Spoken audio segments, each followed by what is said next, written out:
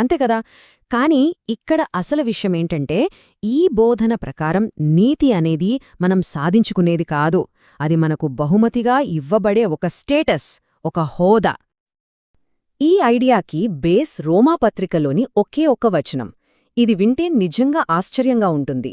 సింపుల్గా చెప్పాలంటే, మన స్టేటస్ అనేది మనం చేసే పనుల మీద కాదట, మన ప్రతినిధిగా ఉన్న ఒక వ్యక్తి చేసిన పని మీద ఆధారపడి ఉంటుందట. ఎలాగంటే, మొదటి ఆదాము చేసిన ఒక అవిధేయత వల్ల అందరూ పాపులయ్యారు. అలాగే రెండో ఆదాము అంటే క్రీస్తు చేసిన ఒక విధేయత వల్ల అనేకులు నీతిమంతులుగా చేయబడతారు. అంటే మనది కాదు, ఆయన చేసిన పని వల్లే ఈ హోదా. ఓకే, ఈ కాన్సెప్ట్ కొంచెం కొత్తగా అనిపించొచ్చు.